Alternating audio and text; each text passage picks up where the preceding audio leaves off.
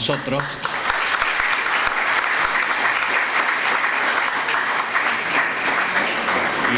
Y en segundo lugar, les quiero contar que la venida del ministro es creo que es una muy buena noticia para todos nosotros en dos sentidos. En primero, porque nos honra en nuestra Asociación de Economía de la Salud con su presencia. Y la segunda, que también creo que es importante, es el hecho de que parecería que nuestro país está aprendiendo a seguir la filosofía de los países desarrollados y tener políticas de Estado, porque su presencia significa la transmisión de un gobierno al otro. Y ojalá pudiéramos decir lo mismo de tener esas políticas de Estado en economía de la salud, en salud. Lamentablemente nuestro sistema de salud es un sistema multifragmentado e inequitativo, como nos han comentado.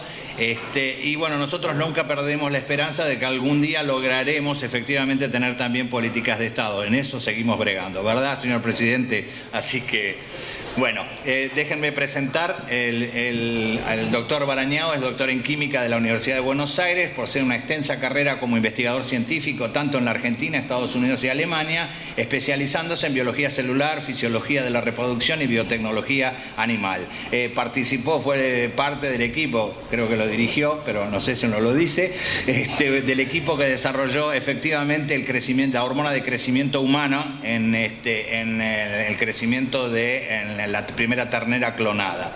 Y es el primero en ocupar el cargo de ministro de Ciencia, Tecnología e Innovación Productiva de la Nación y ha sido, por supuesto, investigador principal del CONICET desde 1982. Los dejo con el señor ministro. Muy bien, bueno, buenas tardes a todos. Gracias, Ginés, por la invitación para estar acá. Yo me permití hacer una pequeña introducción, porque dado que la sanidad bien entendida empieza por casa, puedo hablar un poco de la salud del propio ministerio, dado que, según en algunos medios, está en un estado crítico y terminal, y esto está lejos de ser verdad. Es cierto que al principio de año tuvimos una leve indisposición, porque el presupuesto era menor que el que habíamos propuesto, bueno, pero esto ha sido corregido recientemente, tuvimos un ajuste presupuestario y contamos con todos los fondos necesarios, o sea que no hay ninguna de las líneas ha sido suspendidas, por el contrario se han agregado algunas iniciativas más. Y el otro tema que tomó Estado Público es el aparente despido de investigadores del CONICET. El CONICET no ha despedido a nadie, de hecho es la única institución pública que está tomando 600 agentes por año. De hecho, para que despedir a un investigador de CONICET se necesita que tengan 2 informes sucesivos negativos, cosa que es muy raro que ocurra, o sea que en la historia del CONICET raramente se ha logrado despedir a nadie. Lo que ha ocurrido es que durante mucho tiempo el CONICET era la única institución que tomaba doctores. Esto llevó a que el CONICET tenga un 97% de doctores y el resto de los organismos que también hacen la investigación un 6%. A partir de la mayor interacción entre ministerios que caracteriza la actual gestión, fue posible encargar un sistema más global, de forma tal de que el CONICET tomara los investigadores que necesita para llegar a un estado estacionario, que se calcula en unos 14.000 investigadores. Para que tengan una idea, 14.000 investigadores en un Consejo de Investigaciones es un 40% más que lo que tiene Francia. El Consejo de Investigaciones de Francia tiene 10.000 y casi 3 veces más que lo que tiene el Consejo de Investigaciones de Italia. O sea que es una propuesta ambiciosa, pero solamente 1 de cada 6 investigadores del país es del CONICET.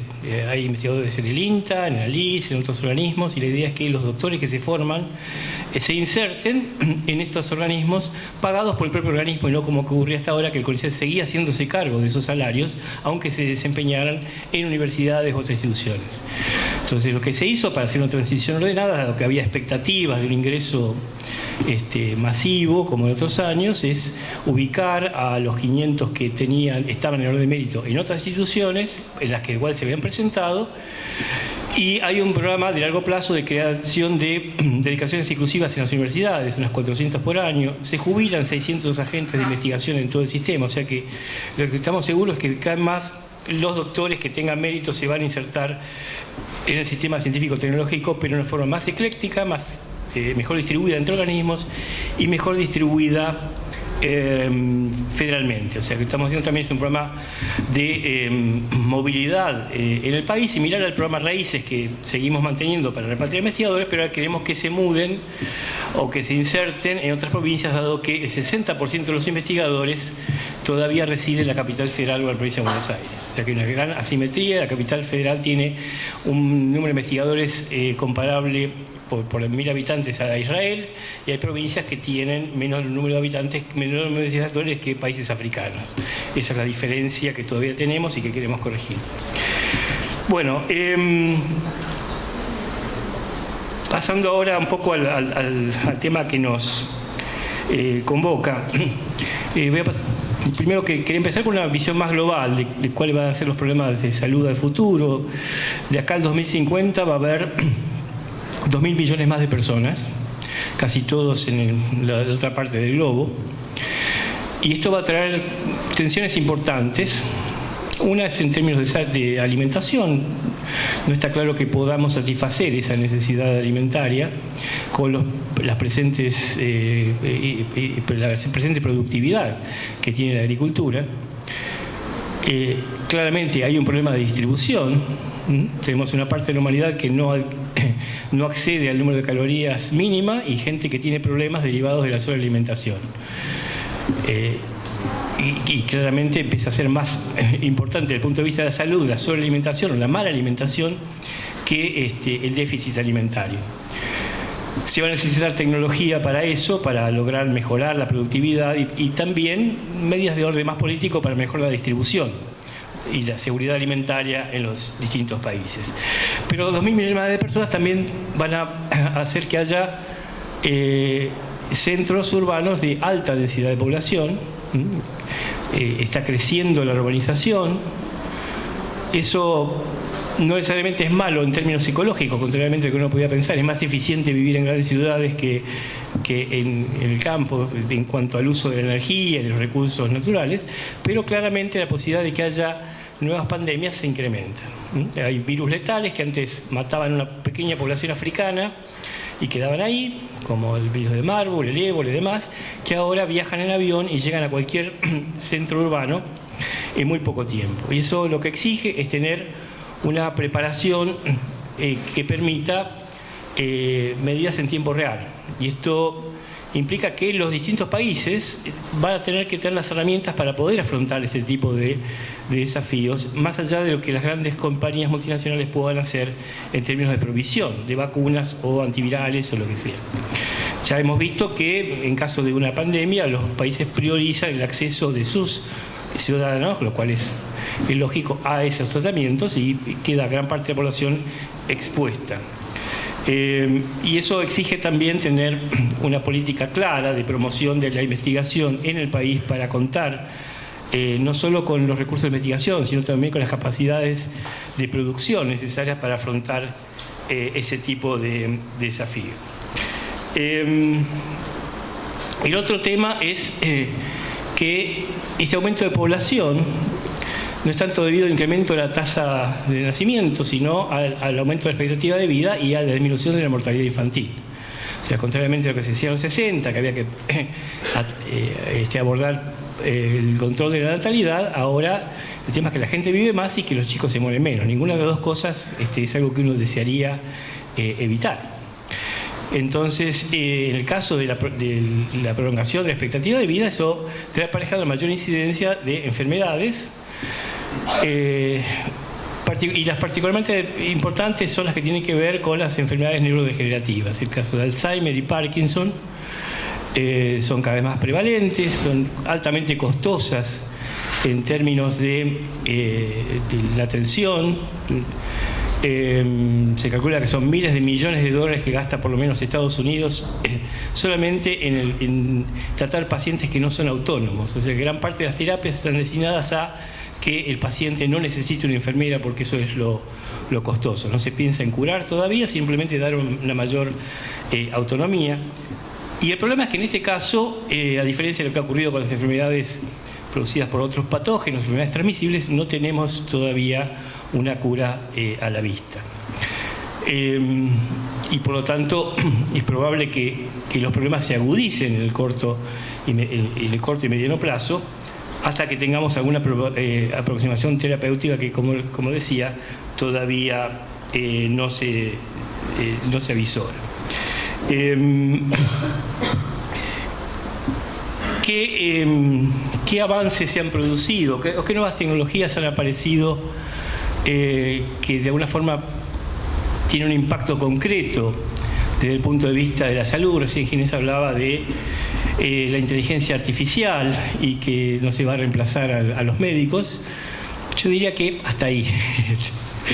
El estudio que se hizo del centro IBM en Watson, ¿no? de uso de inteligencia artificial para predecir o clasificar un tipo de, creo que es una esclerosis lateral que tiene dos versiones, una muy aguda y otra de muy largo plazo, y entrenaron a la computadora para analizar los casos. O sea, lo que se hace es dos grupos de pacientes, uno para entrenar y después se testea la capacidad de predicción en el otro grupo.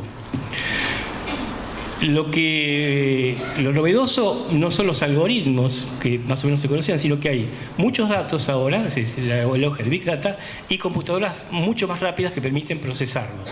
Yo estuve en el centro Watson y me decían que, en realidad estaba comentando de AlphaGo, que es la competencia, la de Google, pero me decían, es lo mismo para nosotros no es que mejoramos los algoritmos, sino que ahora podemos procesar cantidades de datos. Bueno, y Watson tuvo mayor eficiencia en predecir, primero que encontró variables que no habían sido detectadas por los clínicos, y después tenía mayor capacidad de predicción.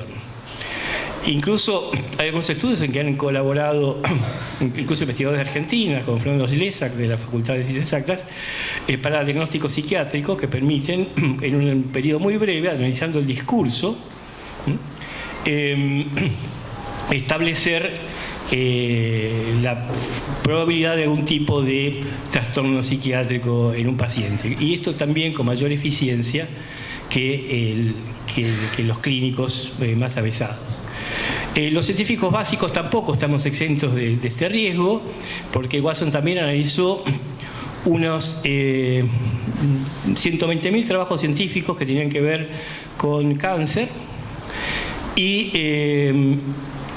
identificó 12 posibles targets en un periodo, creo que supongamos que hasta el 2007. 12 posibles targets para una terapia antitumoral. Cuando analizaron la bibliografía de los 10 años siguientes, 8 de esos 12 posibles targets habían sido evidentemente encontrados como realmente factibles en cuanto a ser usados para una potencial terapia. Lo interesante es que las computadoras pueden hacer esto porque no hay humor en los trabajos científicos, no hay doble sentido. La computadora no puede analizar el doble sentido, no es capaz de comprender el humor que justamente está asociado a eso. Y los trabajos científicos son bastante aburridos, digamos, son muy lineales y por lo tanto son analizables fácilmente por una computadora y para hacer este tipo de predicciones.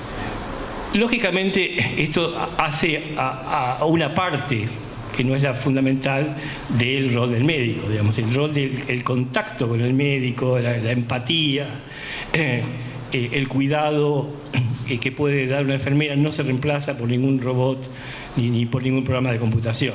O sea que claramente esas actividades de cuidado de pacientes están entre aquellas que no se identifican como por riesgo de ser reemplazadas por la automatización. Lo que tiene que ver con recursos humanos y tratamiento de personas en general. Pero claramente sí vamos a tener herramientas poderosas para poder tener nuevas hipótesis y nuevos abordajes terapéuticos que en otros casos llevarían mucho más tiempo. Lo que hace esto es acelerar un proceso de identificación de posibles blancos para terapias. ¿Qué otra revolución ha habido recientemente? Todo el tema de células madre, que es algo que aparece como una revolución dentro de un marco más general, que es la medicina regenerativa. Yo me acuerdo en el año 92, 94, cuando estábamos trabajando con producción in vitro de embriones y demás, me he dedicado a leer un poco de células madre, y todo lo que había de células madre lo tenía en una carpetita de este espesor. Ahora no me alcanzaría si tuviéramos los reprints, la biblioteca de todo el instituto para guardar lo que hay de Células Madre.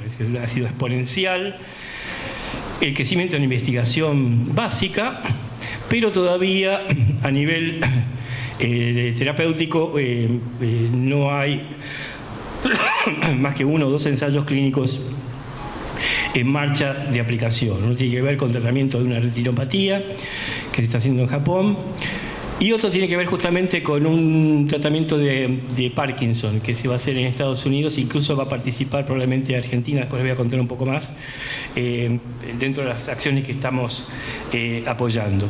Lo que sí ha habido es un riesgo importante derivado de la mala praxis con la aplicación de células madre. De hecho, ya hace más de 10 años que creamos primero la agencia y ahora está en el Ministerio una comisión asesora de medicina de células madre de medicina regenerativa. Por un lado, para analizar los proyectos de investigación que se presentaban para que cumplieran con la normativa internacional, pero también para asesorar a pacientes, a jueces respecto del estado del arte en estas tecnologías. El país se ha gastado mucho, desde organizaciones y colectas públicas hasta obras sociales, en enviar pacientes a China con resultados nulos, o en algunos casos ha habido muertes, y en muchos casos esos fondos hubieran sido necesarios por un tratamiento establecido, que hubiera sido al menos paliativo para alguna de esas enfermedades. Entonces, esta comisión, que existe todavía, obviamente, ha tenido importante papel asesorando y dando información rigurosa sobre lo que realmente se puede esperar de este tipo de tratamientos. En el país estamos apoyando distintas investigaciones básicas en células madre, pero también una iniciativa muy importante que es un banco de células madre inducidas. O sea, a partir del descubrimiento de Seiya Yamanaka, se demostró que no era necesario sacar células del embrión para tener células pluripotenciales, sino ha sido un tratamiento bastante sencillo. Con algunos genes se podía convertir una célula cualquiera, un fibroblasto, en una célula pluripotencial. Son células pluripotenciales inducidas. El tema es que estas células tienen las mismas limitaciones en cuanto a compatibilidad que cualquier trasplante. Entonces es necesario tener un banco de células inducidas de los distintos haplotipos existentes. Eso se está haciendo, se está trabajando con el INCUCAI, además para caracterizar y tener estas células de distintos haplotipos, para que cuando haya una terapia aprobada y demás, un paciente pueda obtener una célula que eventualmente sea compatible y que no tenga la mutación que le hace padecer algún tipo de trastorno. Digamos, la otra sería producirla a partir del propio paciente, que en algunos casos va a ser factible, pero si hay una mutación que es la que causa la enfermedad, hay que recurrir a alguien compatible pero sano. A raíz de estas investigaciones que está haciendo el doctor Fernando Pitozzi en el Instituto del Lugar, bueno, es que se va a poder participar en este ensayo clínico sobre Parkinson que está aprobado por la FDA. La idea es que, además, estas no son terapias que se puedan obtener como un medicamento que produce una multinacional y uno compra. Tiene que tener el servicio acá, y por eso es importante establecer las condiciones de calidad y seguridad para que un paciente pueda contar con ese servicio y no tenga que viajar a otro centro. Por eso es importante estar al tanto y hacer investigaciones que lleguen al estado del arte, para que un argentino tenga la misma posibilidad que un japonés o un americano de eventualmente tratarse con estas terapias una vez que sean aprobadas. La otra tecnología que también está revolucionando la biología en general, pero obviamente con una visión de aplicación a la medicina, es esta denominada edición génica, que se basa en tratamiento de genes con un complejo enzimático que fue descubierto por por investigadores de Danone, y originalmente el fenómeno original era que había unos bacilos, que son los que producen la fermentación, que se defendían por un mecanismo desconocido de los virus que los atacaban. Tenían como un sistema inmune y nadie entendía cómo funcionaba, y lo que descubrieron es que estas bacterias lograban guardar una copia de ese virus, identificar determinadas regiones, y luego tenían una enzima que cuando venía el virus encontraban que había homología y lo cortaban. y se basaban en unas secuencias repetitivas y palindrómicas, que de ahí viene el nombre de esta enzima que se llama CRISPR y Cas9.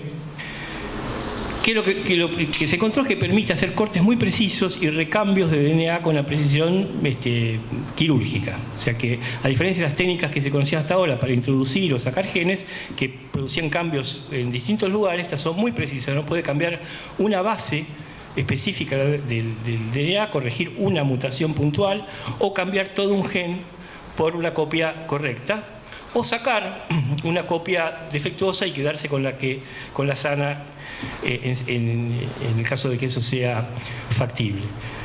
Esto ya se ha aplicado en embriones humanos. Se ve que se pueden corregir afecciones genéticas con esto, lo cual abre no solo un potencial terapéutico, un tremendo debate en la bioética respecto de esta aplicación indiscriminada, ya que están quienes piensan, bueno, ¿cuál es la diferencia entre corregir una enfermedad de origen monogénico a tratar de que los chicos sean rubios y de ojos celestes o más inteligentes? Y hay algunos economistas que han calculado cuánto gasta una familia en un país desarrollado por educar a su hijo y garantizar de esa forma un futuro mejor, que son decenas de miles de dólares. Bueno, eso es bastante más que lo que saldría un tratamiento genético. Entonces, la barrera económica no está, ¿no? Entonces, si alguien le ofrece a unos padres decir, mire, con esto su hijo seguro que va a terminar en Harvard y va a ser un financista exitoso, la barrera para que eso no ocurra y que no haya una aplicación no está tan clara. Pero, visto de otro punto de vista, si uno tiene una pareja portadora de determinado defecto genético y existe una herramienta segura para corregirlo, ¿cuál es el argumento para evitar una aplicación terapéutica? Digamos, si asumimos que hay un derecho a tener una progenie sana y genéticamente relacionada con uno, es muy difícil establecer un estándar que nos impida hacer ese tipo de intervención. Entonces, esto es un tema complejo. Claramente no se va a producir en el corto plazo edición en los seres humanos, pero sí ya empieza a haber aplicaciones concretas. Una es que en lugar de editar embriones humanos se pueden editar embriones de cerdos. ¿Para qué uno haría eso? Para hacer un cerdo que sea medianamente compatible con un ser humano. Porque sabemos qué es lo que hace que un ser humano rechace un órgano de cerdo. Hay unos azúcares, que es una galactosa que es distinta, que no está presente en los órganos humanos, que si uno elimina la enzima que la pone, ya saca parte del problema. Y así se pueden editar o cambiar genes del porcino, que son aquellos que producen una respuesta inmune en el humano. Y obviamente la primera aplicación es obtener corazones para trasplante, aunque sea que sirva como trasplante temporario. Esto se empieza a ver ahora. Curiosamente, el proyecto de transgénicos que terminó con la vaca transgénica fue una charla con René Favaloro en el año 92, que quería hacer esto. Cuando recién aparecían los primeros animales transgénicos, nos llamó y dijo, a ver, ¿se puede hacer un corazón de cerdo? Porque la gente se me muere con la bomba, cada tanto una burbujita, alguna cosa, quiero tener, y no alcanzan las bombas para todos los pacientes que hay. En ese momento hubo un gran auge hasta que descubrieron que los cerdos tenían provirus, o sea, secuencias provirales que eventualmente podían pasar al humano.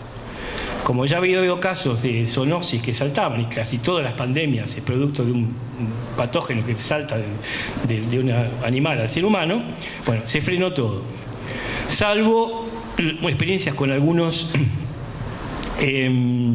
cerdos de alguna isla que está cercana a Nueva Zelanda, que estaban libres de virus, y con los cuales se hicieron algunos experimentos. Incluso hay experimentos hechos con trasplantes de islotes pancreáticos para chicos diabéticos que permiten estar un año hasta ahora con tratamiento sin insulina. Se supone que si uno edita el genoma de esos cerdos, va a tener cerdos compatibles, y que esta posibilidad de tener xenotrasplantes va a ser totalmente factible. De hecho, hay un proyecto ya en marcha, la doctora Adriana Balovich en el Hospital Eva Perón, que es el que ha hecho con los islotes pancreáticos, y se está en elaboración un proyecto con el INTA para tener una facilidad para mantenimiento de cerdos libres de virus y las tecnologías para edición génica. Las está usando el doctor Daniel Salamón en la Facultad de Agronomía de aquí de la UBA. O sea que los elementos están como para que en el momento de que esto sea factible, tengamos en Argentina la posibilidad de tener posibilidades de xenotransplante. De hecho, se ha creado una empresa, por ahora es solo la marca, que se llama ArcXeno, que va a eventualmente comercializar o hacer los desarrollos necesarios para este proyecto, que cuenta ya con interés, vamos a ver si se concreta, de la Asociación Americana de Diabetes Juvenil y de la otra que es Children with Diabetes, que también está dispuesta a hacer estudios clínicos acá. La otra novedad es que no solo somos transgénicos, tenemos al menos 40 genes que vienen de otra especie, sino que nuestro intestino alberga miles de bacterias distintas que nosotros suponíamos que eran inocuas y lo único que hacían era ayudarnos a digerir, pero hoy se saben que hasta lo que pensamos está condicionado por la flora, el microbioma. Y había datos anecdóticos de que esa flora se podía modular con la dieta. Hay un caso de salió en Nature, de un médico chino que llegó a Estados Unidos a trabajar y engordó como 20 kilos y no sabía, comía nada, se mataba y no podía. Hasta que dice, no sé si era la fruta esa que yo comía allá en China, se le hizo traer y comió esa fruta y volvió a su peso normal. Se supone que había algún metabolito de esa fruta que modulaba la flora intestinal. A partir de las experiencias de trasplante de materia fecal que también se han hecho para curar algunas infecciones muy serias, como con Clostridium difficile, que es algo que realmente se está haciendo peligrosamente prevalente con infección intrahospitalaria, y no hay antibiótico que lo combata, se vio que había casos me ha contado un gastroenterólogo, una hija que recibió un trasplante de materia fecal de su madre, que era muy obesa, y ella era muy flaca, y luego el trasplante tuvo el mismo sobrepeso que su madre, y viceversa, casos de hermanas que cambiaban su metabolismo de acuerdo a el tipo de flora que había. Incluso hay datos preliminares de cierta mejoría en chicos autistas modulando la flora intestinal, porque se sabe que muchos microorganismos metabolizan neurotransmisores o producen sustancias que afectan a los receptores de neurotransmisores. O sea que hay algún tipo de enfermedades psiquiátricas que podían tener alguna modulación por esto. Esto lo que abre es la posibilidad de tener alguna intervención farmacológica sobre la flora que a su vez afecte, y este es todo el mercado novedoso de los probióticos, ¿no? De hecho, estuve este año en Nestlé, en Suiza, y una de las cosas que le interesó, después voy a comentar un poco sobre el impacto económico de esto, es hacer ensayos clínicos de probióticos aquí en Argentina y ensayar nuevas fuentes, no solo de proteínas, sino de sustancias que puedan modular la flora bacteriana. De hecho, estamos analizando una posibilidad de que uno de los bacilos, de los lactobacilos seleccionados por el Cerela, ahí en Tucumán, que se ha usado para la leche Sancor Bio, pueda tener un efecto beneficioso en infecciones con Clostridium difficile, que sobre todo afectan a personas de edad avanzada que se internan por alguna afección, digamos, y esto digamos, sería interesante como una nueva alternativa terapéutica para eso. La otra cosa que es también novedosa es todo el tema de la interfase cerebro-máquina para el tratamiento de discapacidades de distinto tipo. Y esto es un terreno que está en plena expansión. Y yo les cuento un caso. Hace meses vino un grupo de médicos que colabora con otro de Estados Unidos y ha desarrollado una cosa muy sencilla, una plataforma que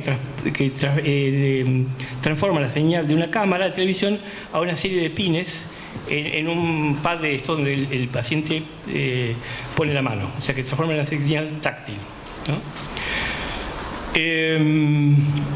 Y lo curioso es que luego de un tiempo esos chicos empiezan a poder leer en una pantalla o ver un cartel, ¿no? Y lo más llamativo, hay una chica que fue ciega de nacimiento, que luego de un tiempo de usar ese aparato le dice al médico: ahora empiezo a soñar con imágenes. Antes soñaba solo con sonidos. Y cuando uno ve las resonancias magnéticas, ve cómo empiezan a activarse zonas visuales del cerebro con estímulos táctiles, ¿no? Eso muestra la tremenda plasticidad que tiene el cerebro de reasignar funciones a zonas del cerebro que tenían originalmente otra función. Y esto a través de los grandes interrogantes, porque también las cosas que más me llaman la atención es justamente eso, que a diferencia de cualquier otro órgano, el cerebro tiene esa capacidad de entender qué es lo que falta y compensarlo. Pero esto obviamente abre tremendas posibilidades en cuanto a desarrollar dispositivos que permitan desenvolverse con autonomía a pacientes con discapacidad visual. Ya es normal el uso de implantes cocleares y también se basa en lo mismo, digamos. Ahora, gente que tiene una total recuperación de la audición y a partir de algo que es un dispositivo electrónico, que eso hay gente ahora en las facultades exactas que lo puede hacer a muy bajo costo. Curiosamente es gente que estaba estudiando el canto de los pájaros y hacía unos dispositivos muy pequeños para meter en el cerebro del pájaro y saber qué señales cerebrales modulaban el canto, y les dieron para hacer una inspección de unos implantes cocleares que se supone que estaban fallados por una demanda de un paciente que dice que le habían puesto algo de baja calidad. Se pusieron a estudiar el dispositivo y se dieron cuenta que era lo mismo que ellos hacían en el laboratorio, solo que un poquito más grande. Y ahora están en contacto con un grupo de ingenieros para producirlos a un costo que es irrisorio comparado con lo que sale un implante coclear normal. Y todavía hay centenares de chicos que no acceden a un implante coclear por el costo, porque la organización no puede o porque simplemente no hay disponibilidad o capacidad de adaptarlo. Y menciono esto porque es un grupo que hace investigación básica, reconocido por haber publicado unos trabajos más originales en la revista Nature, que es de las más top en investigación básica, que de repente encuentra que lo que saben sirve para solucionar un problema concreto. Y me parece que ahí está la clave. No estamos diciendo que todo investigador básico se dedique a fabricar implantes cocleares, es que avise si puede hacer algo y que instruya a un grupo de ingenieros que puedan hacer eso su vida para hacer implantes cocleares que sirvan para solucionar un problema concreto de los chicos. Bien. Estos son algunos ejemplos. ¿Qué estamos haciendo en el Ministerio para promover este tipo de interacciones? Esto que llamamos medicina translacional, que es la que va de la mesada del paciente, de la mesada del laboratorio a la cama del paciente. El 42% de los subsidios que damos es para lo que se llama ciencias biomédicas. El mayor impacto en salud humana que ha tenido eso es la mejora nutricional de los hijos de investigadores, porque tienen un salario con eso. Muy difícil encontrar hasta ahora algo que haya surgido. ¿Por qué? Porque son compartimentos estancos y porque no había ningún incentivo para que un biólogo trabajando en el laboratorio se cruzara al hospital que estaba enfrente. Entonces, una de las cosas que inventamos son los PID clínicos. Así como teníamos proyectos de investigación y desarrollo para vincularse con empresas, para vincularse con un hospital público y llevar el desarrollo a la mejora de la actividad clínica. Lo que pasa es que no basta con eso, hay que mejorar el sistema de evaluación para que el evaluador no cuente solamente los papers, sino que también valore eso. Entonces tenemos que inventar un sistema de calificación que se llama PDT, ese Proyecto de Desarrollo Tecnológico y Social, en que alguien certifica que ese biólogo, además de publicar un trabajo, hizo algo que servía y que algún médico lo aplicó. Y también que cuando un biólogo publica un trabajo sobre un método diagnóstico o una terapia en la revista Medicina, no se la valoren porque tiene un 0,5 de impacto internacional, sino porque es la única revista que lee los residentes. O sea que lo que se publica en esa revista realmente le va a servir para que a alguien se le ocurra modificar su visión de un problema particular. Esto es un cambio cultural que hay que dar, pero claramente tenemos que explotar este potencial. Hemos hecho centros de medicina transnacional en hospitales, en el Hospital Gutiérrez, lo que es el CEDIE, en el Hospital del Cruce, de genómica, con instalación de equipamiento y demás. Hemos apoyado consorcios público-privados para la producción de fármacos. Se producen ahora anticuerpos monoclonales. En un consorcio al que le dimos $7 millones de subsidio. Se desarrollaron anticuerpos monoclonales y el país ahorra $25 millones anuales en divisas y el Ministerio de Salud $7 millones anuales por menor costo de la producción del anticuerpo monoclonal. De acuerdo, por lo menos, a Hugo Sigman. Después lo veremos. Pero claramente hay un potencial. Y para terminar, algo que estamos ensayando es abrir la investigación biomédica al mundo. Tenemos casos de empresas multinacionales que han financiado proyectos de investigación en el país. Sanofi con el screening de una serie de una biblioteca de compuestos con el potencial de actividad antichagásica que está haciendo el doctor Lutaro en Rosario. La empresa GlaxoSmithKline invirtió $5 millones en proyectos de investigación preclínica en Argentina y publicaron más de 70 trabajos los investigadores, lo cual los beneficia, y hay 2 patentes en proceso. Y ahora lo extendimos y ahora es Ministerio, el Glaxo y el Instituto Francis Crick de Inglaterra, uno de los más prestigiosos de investigación biomédica a nivel mundial para hacer nuevos desarrollos.